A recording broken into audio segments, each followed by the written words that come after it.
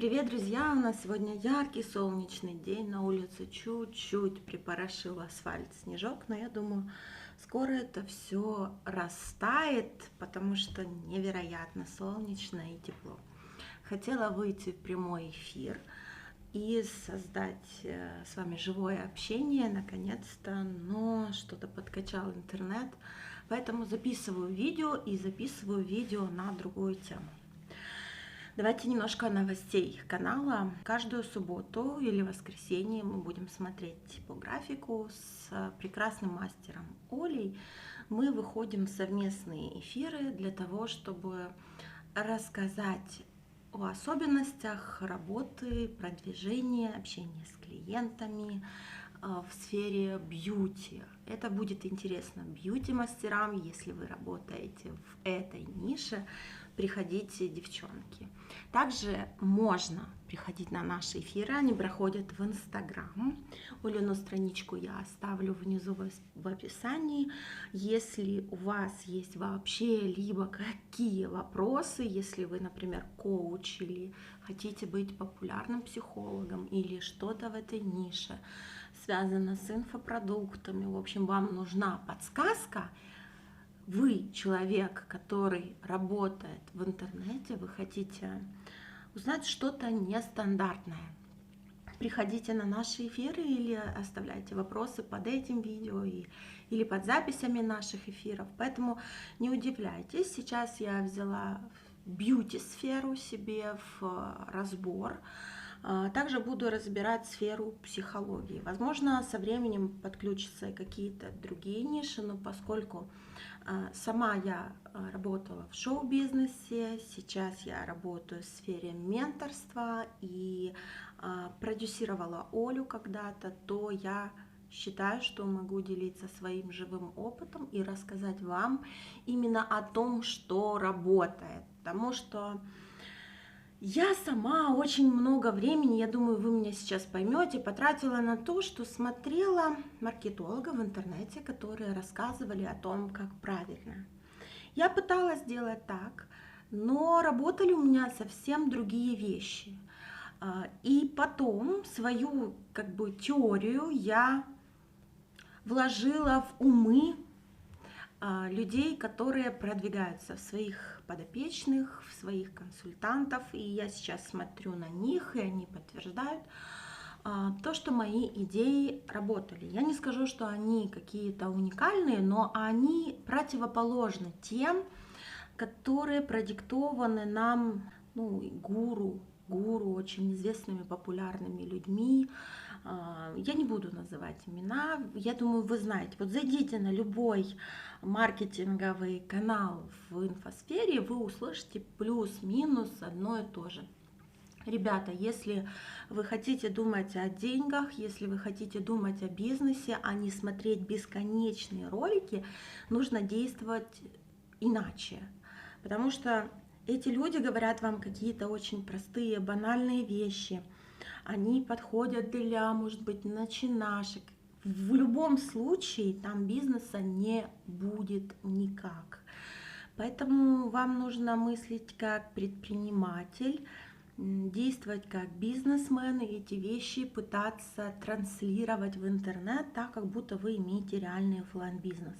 В общем, об этих штуках мы говорим на наших встречах с Олей, и об этом, в принципе, мой YouTube-канал. Только живой опыт, живые работающие навыки, некие заметки. Я стараюсь искренне и от всей души взломать те клише, которые навязаны нам определенными книжками.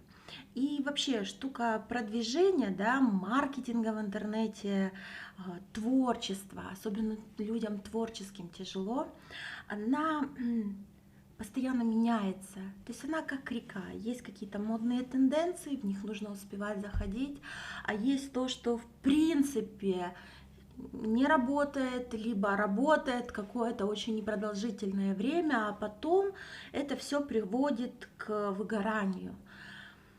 Ты не получаешь тех результатов, которые хочешь добиться, и ты страдаешь, у тебя все ломается в жизни, ты не понимаешь, как двигаться дальше. И вот об этом я хочу говорить. Я не хочу выгорать сама, не хочу, чтобы выгорали вы. Я не хочу, чтобы в 21 веке люди работали на нелюбимой работе с коллегами, которые вас не поддерживают, не понимают и не развивались. Потому что я считаю, что будущее и наше развитие, колоссальное развитие, в том, чтобы идеи каждого человека имели ценность. Потому что именно мы, ломая привычные устои, даем мощный приток энергии инновациям, развитию. Вот я хочу, чтобы вы это поняли, потому что именно в вашем таланте заложена та искра, которая нужна людям. Кто-то себя видит на большом производстве, на заводе, ему это нравится, это людям нужно отдать. А кто-то обладает уникальным талантом помочь другим людям выйти из кризиса, например, либо стать красивее, либо найти себя в чем-то, в своем проявлении, в голосе, в интонации, в одежде, во внешности, в волосах, да, девчонки, в ноготочках, найти себя.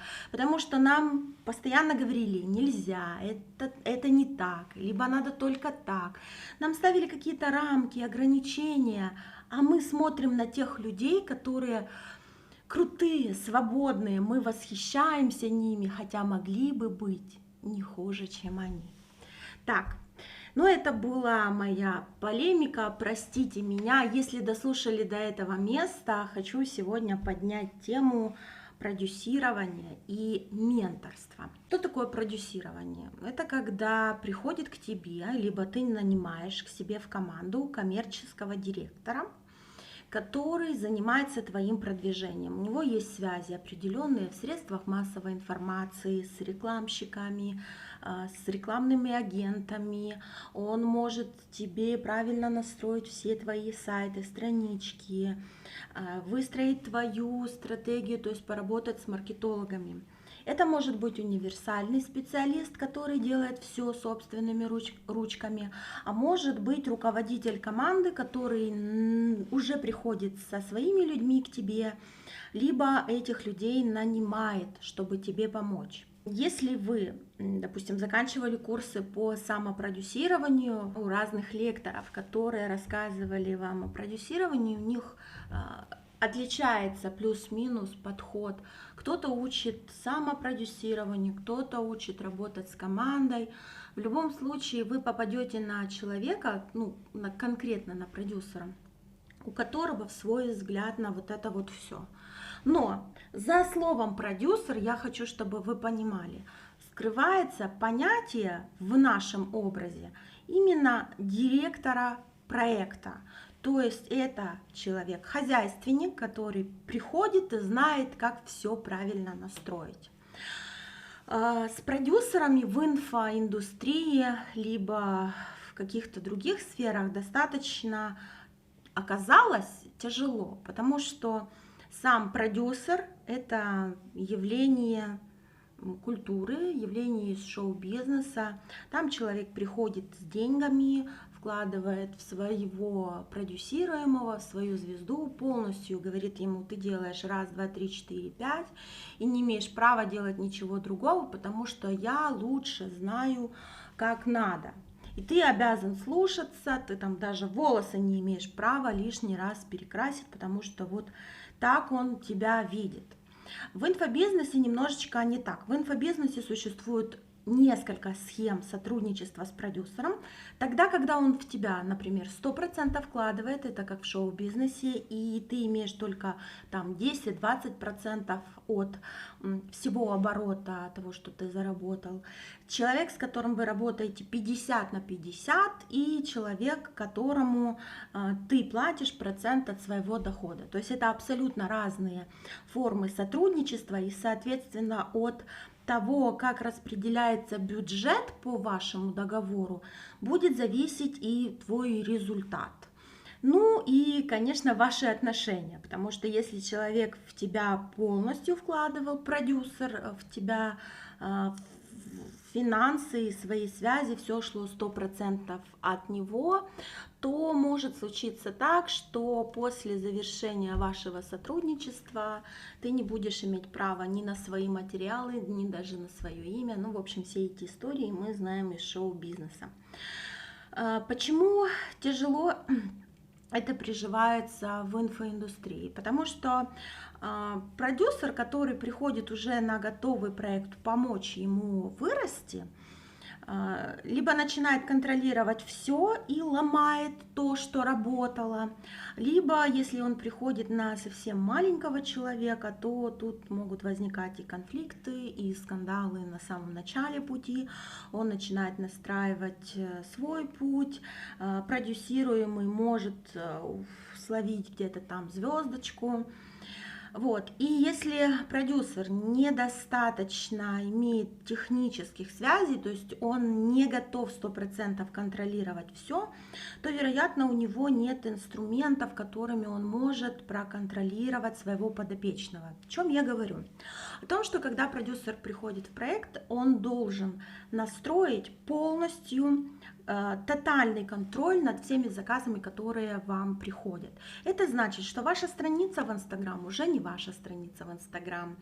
О том, что заводится новый профиль, либо берутся ключи от вашего профиля для того, чтобы контролировать, что вам кто написал. У вас не будет в сети ни единого вашего контакта, чтобы там переписки не проверялись командой отдела продаж. Не будет такого, забудьте. То есть все ваши контакты с вашими клиентами будут четко контролироваться. Вы представляете, что такое отдать ключи от вашей уже существующей страницы?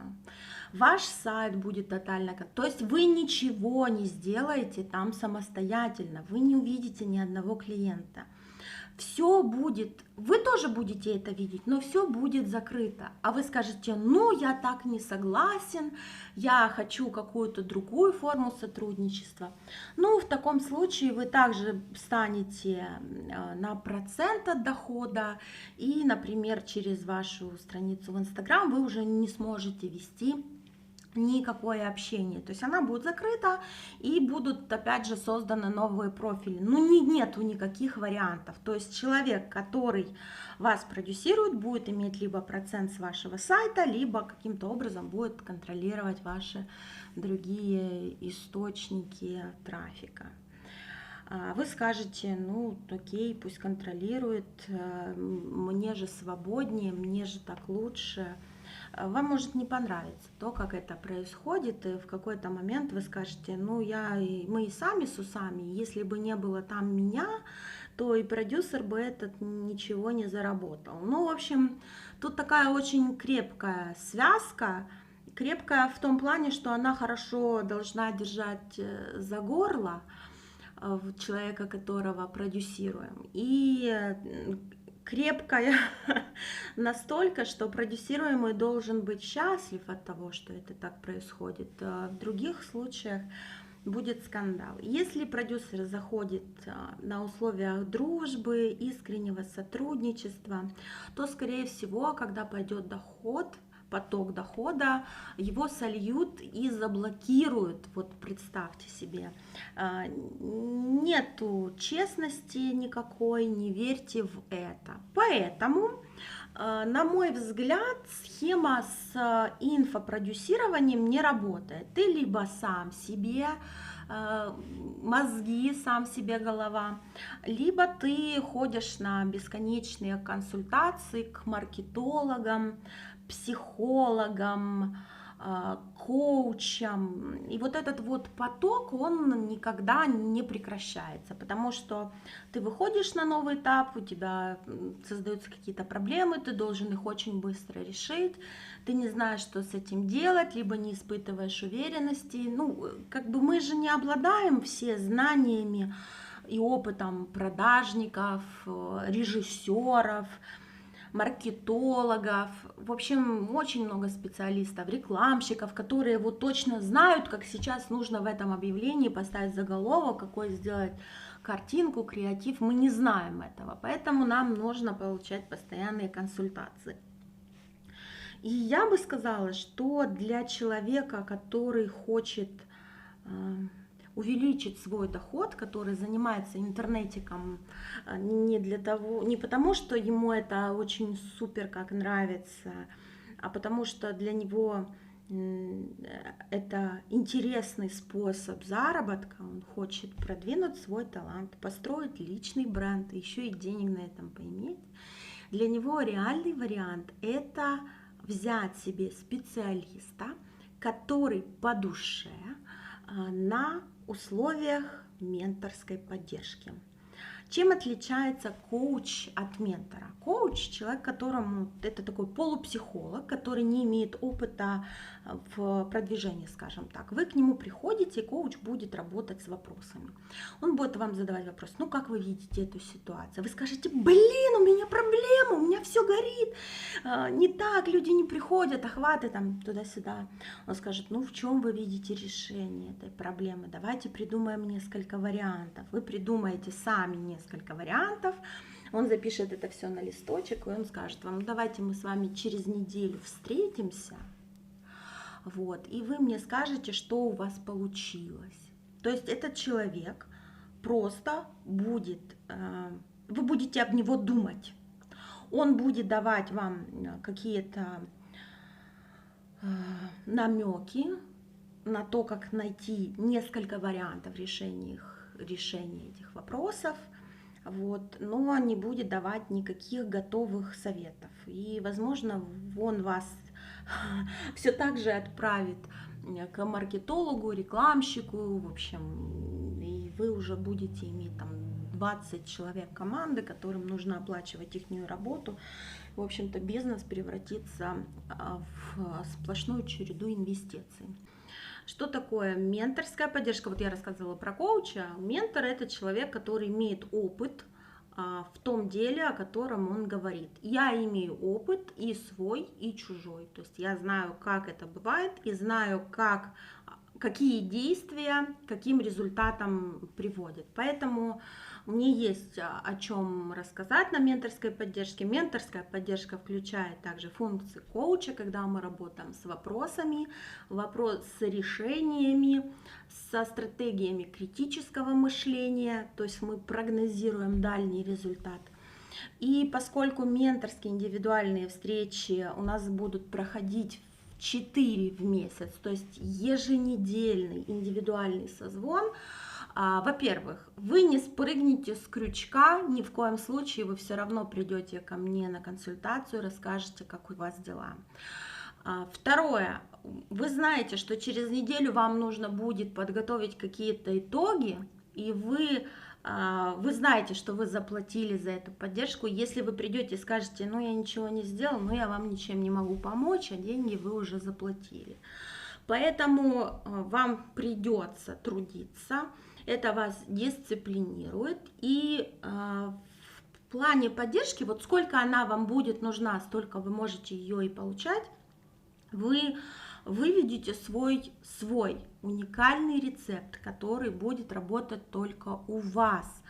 Поэтому, задавая вопросы, решая проблемы здесь и сейчас, в онлайн-поддержке, в еженедельных созвонах, вам менторская поддержка зайдет лучше, чем если бы вы наняли продюсера, который бы с вами соревновался в успешности, спорил в том, что делать надо, в том, что делать не надо. Вам бы пришлось бы делиться с ним вашими реальными заказами. Ну, в общем, я уже рассказывала. Давать ключи от страниц, делать какие-то новые продукты, новые сайты, которые все находятся под контролем. А так вам ничего этого контролировать не нужно. Вы будете заниматься исключительно своим делом, меньше стресса, больше денег и больше дела. Я вам желаю отличного настроения. Вот в тот день, в который вы посмотрите это видео, просто будьте счастливы, а все остальное наладится.